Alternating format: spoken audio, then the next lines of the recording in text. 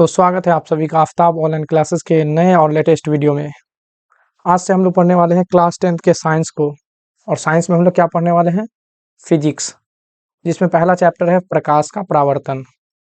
पहला चैप्टर क्या है? प्रकाश का परावर्तन। तो सबसे पहले हम लोग बात करेंगे प्रकाश क्या है। प्रकाश क्या है?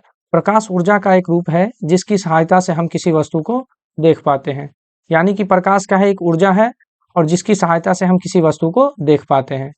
जब भी किसी वस्तु को हमें देखना होता है तो हमें प्रकाश की जरूरत पड़ती है।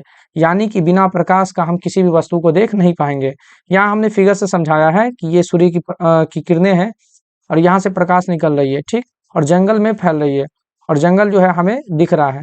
यानी कि जंगल को देखने के लिए हमें किस चीज की जरूरत पड़ रही है? प्रकाश की जरूरत पड़ रही है।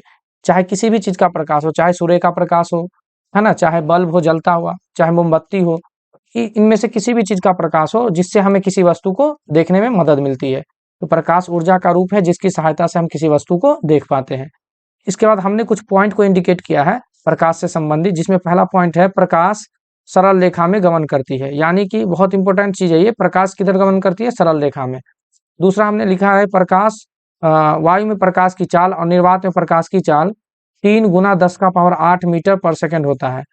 वायु में प्रकाश की चाल या निर्वात में प्रकाश की चाल कितना होता है? 3 गुना 10⁸।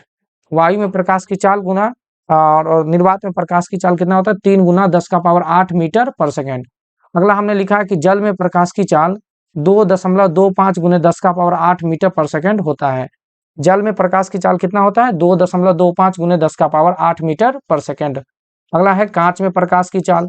कांच में प्रकाश की चाल जो होता है वो 2.0 गुने 10⁸ मीटर पर सेकंड होता है, या 2 गुना 10⁸ मीटर पर सेकंड भी हम लोग बोल सकते हैं। अगला है तारपीन का तेल। तारपीन तेल में प्रकाश की चाल कितना होता है? 2.04 गुने 10⁸ मीटर पर सेकंड। इनसे जो है ना ऑब्जेक्टिव पूछे जाते हैं, तो ये काफी इंपॉर्टेंट है। अगला जो हमारा टॉपिक है, प्रकाश स्रोत किसे कहते हैं? प्रकाश स्रोत किसे कहते हैं? तो हमने लिखा है जिस वस्तु से प्रकाश निकलता है उसे प्रकाश स्रोत कहा जाता है। यानी कि जो भी वस्तु प्रकाश उससे निकले, यानी जिस वस्तु से प्रकाश निकले उस वस्तु को हम लोग क्या कहेंगे? प्रकाश स्रोत कहेंगे। जैसे सूर्य, तारे, जलता हुआ बल्ब, जलती हुई मोमबत्ती। जैसे कि यहाँ पे फिगर से हमने समझाया है कि सूर्य हो गया, ये तारे हो गया, जलता हुआ बल्ब है और मोमबत्ती है। इन सब से प्रकाश निकल रही है, तो ये सब के सब क्या कहलाएंगे? प्रकाश स्रोत कहलाएंगे। प्रकाश स्रोत, तो जिस वस्तु से प्रकाश निकलती है उसे हम लोग प्रकाश स्रोत कहते हैं। यानी कि सूर्य, तारे, जलता हुआ बल्ब, मोमबत्ती, लालटेन, ये सब क्या है? प्रकाश स्रोत है। आगे हम लोग बात करेंगे प्रकाश स्रोत कितने प्रकार के होते हैं। प्रकाश स्रोत कितने प्रकार के होते हैं? तो प्रकाश स्रोत 2 प्रकार के होते हैं। पहला प्राकृतिक प्रकाश स्रोत और दूसरा मानव निर्मित प्रकाश स्रोत। प्राकृतिक प्रकाश स्रोत का मतलब वे प्रकाश स्रोत जो इस पृथ्वी पर यानी कि मानव निर्मित नहीं है, पहले से ही प्राकृतिक रूप से है। जैसे कि सूर्य हो गया और तारे हो गया, ये क्या है? दोनों ये जो है प्राकृतिक प्रकाश स्रोत है। दूसरा क्या? मानव निर्मित, जो मानव द्वारा बनाया गया है। यानी कि विद्युत बल्ब, मोमबत्ती, लालटेन, दिया, ये सब क्या है? मानव के द्वारा बनाया गया है और ये क्या कहलाएगा? मानव निर्मित प्रकाश स्रोत। तो आपको याद हो गया होगा कि प्रकाश स्रोत 2 प्रकार के होते हैं। पहला जो हो गया वो प्राकृतिक और दूसरा क्या हो गया? मानव निर्मित। प्राकृतिक के उदाहरण क्या है? सूर्य और तारे। और मानव निर्मित की क्या है? विद्युत बल्ब, मोमबत्ती, लालटेन एक्सेट्रा। आगे हम लोग बात करेंगे प्रश्न संख्या 4 में प्रदीप्त वस्तुएं क्या है? प्रदीप्त वस्तुएं, तो वे वस्तुएं जो स्वयं प्रकाश उत्सर्जित करती है प्रदीप्त वस्तुएं कहलाती है। वे वस्तु जो स्वयं प्रकाश उत्सर्जित करे, यानी कि वैसा वस्तु जिससे प्रकाश निकलती है ना, वैसा वस्तु जो प्रकाश को खुद ब खुद उत्सर्जित करते हैं, तो उसे क्या कहेंगे? प्रदीप्त वस्तु कहेंगे उसको। जैसे जलता हुआ बल्ब, जलती हुई मोमबत्ती, सूर्य, ये सब क्या है? जलता हुआ बल्ब। अगर बल्ब को जला देंगे तो बल्ब से क्या निकलेगा? प्रकाश निकलेगा। मोमबत्ती को जला दें तो मोमबत्ती से क्या निकलेगा? प्रकाश। सूर्य से क्या निकलती है? प्रकाश। तो ये क्या कहलाएगा? आपका प्रदीप्त वस्तुएं, जिनसे प्रकाश निकले या उत्सर्जित तो उसे कहेंगे हम लोग प्रदीप्त वस्तुएं। आगे हमने लिखा अप्रदीप्त वस्तुएं। क्या लिखा आगे? अप्रदीप्त वस्तुएं। तो अप्रदीप्त में वे वस्तुएं जो स्वयं प्रकाश उत्सर्जित नहीं करती है, यानी कि जिससे प्रकाश नहीं निकले, जो खुद ब खुद प्रकाश को नहीं निकाल पाए, जो खुद ब खुद प्रकाश को उत्सर्जित नहीं कर पाती है, वे सभी वस्तुएं क्या कहलाती है? अप्रदीप्त वस्तुएं। जैसे देखिए टेबल, कुर्सी, पुस्तक, यानी कि ये पुस्तक है, इससे प्रकाश निकल सकती है क्या? नहीं निकल सकती है। टेबल कुर्सी यहाँ रखा हुआ है, टेबल कुर्सी से क्या प्रकाश निकलती है क्या? नहीं निकलती है। तो ये सब क्या कहलाएगी? अप्रदीप्त वस्तु है। आगे जो हम लोग है बात करेंगे प्रकाश का प्रकीर्णन। क्या बात करेंगे? प्रकाश का प्रकीर्णन क्या है, यानी कि प्रकाश का प्रकीर्णन की व्याख्या करें।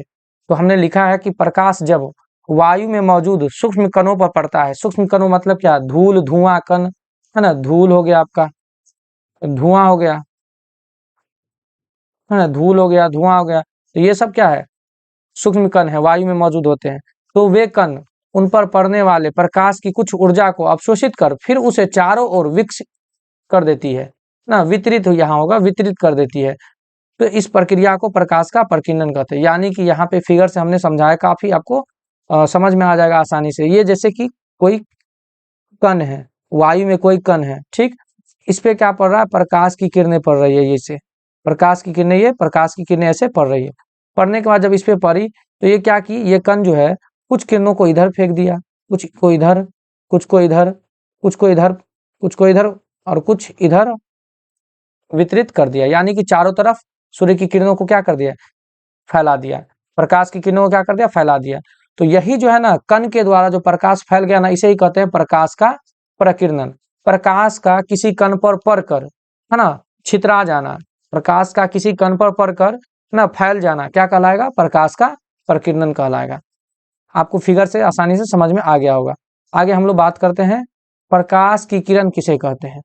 प्रकाश की किरण किसे कहते हैं? तो हमने लिखा है कि एक सरल रेखा पर चलने वाले प्रकाश को प्रकाश की किरण कहते हैं। यानी कि कोई भी सरल रेखा पर यदि प्रकाश चले, है ना, प्रकाश की किरणें चले, तो प्रकाश की किरण उसे क्या कहेंगे हम लोग? किरण कहेंगे। सरल रेखा पर चलने वाली प्रकाश को क्या कहेंगे हम लोग? प्रकाश की किरण कहते हैं। यहाँ देखिए, यहाँ प्रकाश यहाँ से क्या कर रही है? निकल रही है, और ये जो लाइन है देखिए, ये क्या है? किरण है ना। ये सब क्या है? प्रकाश की किरणें हैं। ये सब क्या है? प्रकाश की किरणें। हमने फिगर से आपको अच्छे से समझाया, प्रकाश की किरणें ये सब।